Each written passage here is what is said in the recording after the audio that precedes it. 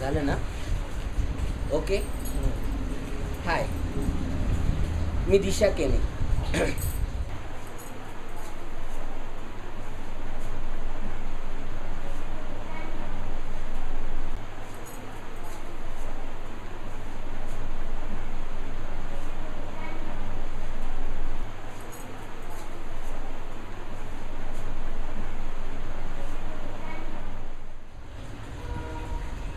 इंटरनेटचा आणि माझा पहिला संपर्क कमीत कमी 4 ते 5 वर्षापूर्वी आला असेल.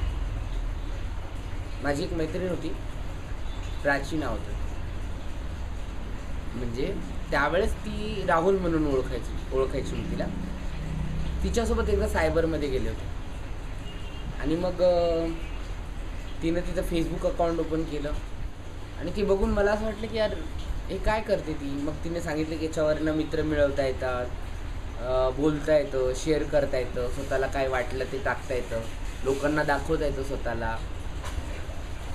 प्राथमिक हेतू हाच होता मग, की आपण लोकांपुढं कुठेतरी एक्सपोज व्हावं, स्वतःबद्दल काही वाटलं तर ते त्याच्यावर लिहावं, कुणीतरी आपलं ऐकावं, आपण बोलतो ते त्यांनी ऐकावं, समजावं, कुणीतरी कुणापर्यंत तरी आपलं बोललेलं पोचावं.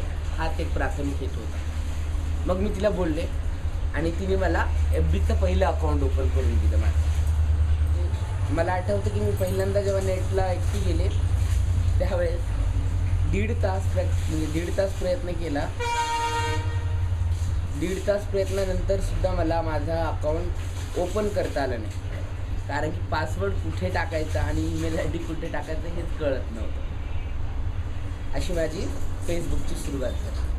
त्यातनं काही मित्र मिळाले, गप्पा मारायची, मी बोलायचे, माझे स्वतःचे फोटो टाकायचे त्याच्यावर, लोकांच्या लाईक्स यायच्या, तर मला खूप चांगलं वाटायचं. एवढंच फक्त आयुष्य होतं की स्वतःच्या फोटोला लोकांनी लाईक करावं, कुणीतरी माझ्याकडे सहानुभूतीने किंवा प्रेमाने पाहावं, एवढाच एक प्राथमिक हेतू होता.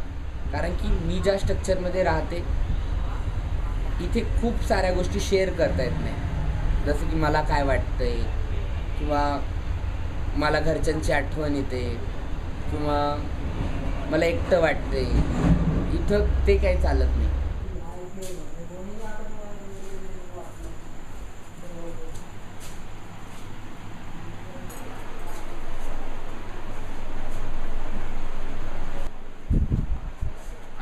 हां आ रहा है, भेट बघू ना. म्हणजे असं बॅक जा, मेसेज टाईप करा, नाही तर काहीतरी करा तुला. बस ओके, थँक्यू. तुम्ही इथं कोण कोण राहता? म्हणजे इथे तुमचं घरचं कोणी आहे का, की आई वडील बहीण? माझे आई वडील तर कोणी नाही. नाही आहेत ना? नाही. तर असं कधी म्हणजे गावाकडचे मित्र वगैरे तुम्ही नेटवरनं शोधण्याचा प्रयत्न केला का? मी माझ्या सख्या भावासंग मी व्हॉट्सअपला बोलतो. व्हॉट्सअपला? व्हॉट्सअपमुळे माझ्या भावाचे माझे संबंध चांगले झाले. वा, हे म्हणजे व्हॉट्सअपचा हा फायदा आहे तुमच्या माझा खूप आयुष्यात. मोठा फायदा झाला. माझ्या सख्या भावासंग माझे संबंध झाले. 9 वर्ष झाले माझ्या भावाचं मी तोंड नाही पाहिलं. तो मला फेसबुकला भेटला आणि तिथून पुढे आमचे संबंध चांगले सुधारत गेले आमचे संबंध. काही लोक अशी होती की जी कम्युनिटीची होती पण ओपन होत नव्हती, मला भेटायला घाबरत होती. मग लगेच मला प्राचीचा विचार लक्षात आला की अरे अशा साईट्स असतात जिथे ही लोक भेटतात. मग मी परत एकदा मन लावून शिकण्याचा प्रयत्न केला. ऑफिसमध्ये कॅम्प्युटर्स तर होतीच, मग ऑफिसच्या एमिनीला, मित्रांना, सगळ्यांना सोबत घेतलं आणि माझं फेसबुकचं एक नवीन अकाउंट ओपन केलं आणि त्याच्यावर मी माझ्या कम्युनिटीच्या लोकांना, जे FBवर फेक नावाने आहेत किंवा रिअल नावाने पण असतील काही त्यातले, जे LBGT कम्युनिटीचे आहेत, त्या लोकांना ॲड करायला चालू केलं. तसं करता करता त्याच्यावर माझे भरपूर मित्र ॲड व्हायला लागले. काही जण माझ्याकडे अट्रॅक्ट व्हायचे, काय मला सेक्शुअली अप्रोच करण्याचा प्रयत्न करायचे. तरी पण त्यांच्याशी व्यवस्थित संवाद साधून मी त्यांना माझ्या ट्रॅकवर आणायचे. बहुतांश वेळा TGच्या अकाउंटला फेक लोक जास्त ॲड करतात आणि काही लोकांनी ॲड केलं तरी त्यांचा हेतू हाच असतो प्राथमिक, की हिला पटवायचं. म्हणजे सेक्शुअली अट्रॅक्शन हा एकमेव हेतू TGचा फ्रेंडशिपमध्ये असतो. माझी कम्युनिटी मी बहुतांश वेळा याच कामासाठी FBचा वापर करते. जसं की खूप लोक ओपन नसतात, त्यांना सेक्शुअल पार्टनर मिळण्यासाठी खूप प्रॉब्लेम्स येतात. मग ते फ्रीली बोलता येत नाही कुठे वाटेत, रस्त्यावर, चहाच्या कॅन्टीनला किंवा गार्डन्समध्ये बसता नाही येत. तर अशा वेळी एफ बी सगळ्यात मोठं म्हणजे साधन आहे.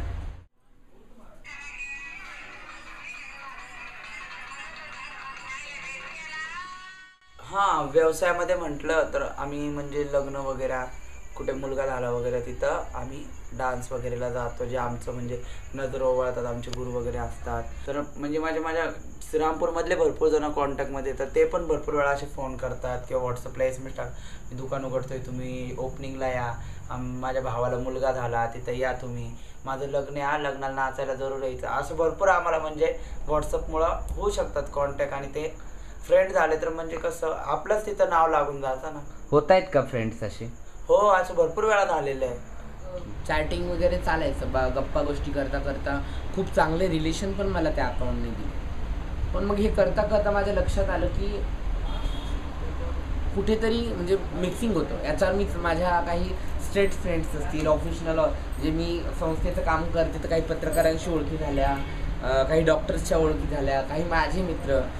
असा विचार केला की मग काहीतरी वेगळं करावं. म्हणून मग मी आणखीन एक अकाउंट बनवलं ज्याच्यावर फक्त माझे स्ट्रेट फ्रेंड्स, कम्युनिटीशी त्यांचा खूप कमी कॉन्टॅक्ट आहे किंवा मग कम्युनिटीतले असले तरी पण त्यांना सोशल म्हणजे सामाजिक जाणीव आहे किंवा आपल्याला जे पटतं ते समोरच्याला पटतं का नाही पटतं हे ज्यांना कळतं त्या लोकांना मी त्या अकाउंटवर ॲड करायला चालू केलं. आणि माझं एक दुसरं अकाउंट तयार झालं. असं दिशा केनेचे 2 अकाउंट झाले, एक DISAचे आणि DEESAचे.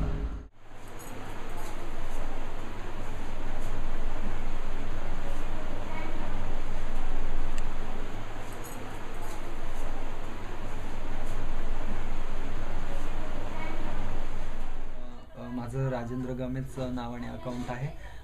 पण मी एक डान्सर पण आहे, डान्स वगैरे पण करतो. लहानपणापासून मला हे होती. तर माझ्या FB वर मी बरेचसे माझ्या डान्सिंगचे फोटो वगैरे टाकले, या वेशातले पण फोटो टाकले. असे फोटो बघून बरेच कम्युनिटी हे होते अटॅच. आणि तेव्हा मग जेव्हा आम्ही त्यांना सांगतो की नाही आमचं ऑफिस आहे अशा ठिकाणी, तर तुम्ही या आणि ऑफिसमध्ये आपण बोलूया त्या गोष्टी, तेव्हा तिथे ते म्हणतात नाही मला नाही यायचं आहे, म्हणजे फॅमिली अदरवाईज त्यांचे व्हॉट एव्हर जे इश्यू असतात ते. तेव्हा नेट थ्रू आपण त्यांच्याशी खूप काही गोष्टी त्यांच्या सॉल्व करू शकतोय आणि केल्या पण आहे भरपूर. मधू दादा, सॅम दादा, सागर राज पाटील, परत असे भरपूर काही फ्रेंड्स आहेत जे फेक नावाने, ज्यांना मी अजून पाहिलेलं पण नाही, पण इतके छान रिलेशन झाले की सगळे माझे भाऊ बनले. माझं एक फॅमिली बॅकग्राऊंड तयार झालं आहे FB वर. भाऊ, मामा, मावश्या सगळ्या फेसबुकवर झाल्यात तयार. आणि आत्ता असा विचार येतो की म्हणजे आजपासून 10 वर्षापूर्वी मोबाईलसुद्धा मला दुसऱ्याच्या हातात द्यावा लागत होता की बाबा याच्यावर नंबर टाईप करून दे मला. गाडी मागता वेळेस कंटिन्यू दिवसभर आरडाओरडा करावा लागतो. म्हणजे प्रेमाने मागितलं किंवा काही केलं तर खूप कमी लोक देतात. त्याच्यामुळे थोडंफार ओरडावंच लागतं. ती माझ्या पोटाची भूक आहे, ती मला पूर्ण करावं लागते. घरी आल्यानंतर घरात कोणी नसतं. मग माझी मानसिक भूक भागवणारं हे साधन मला भेटलेलं आहे.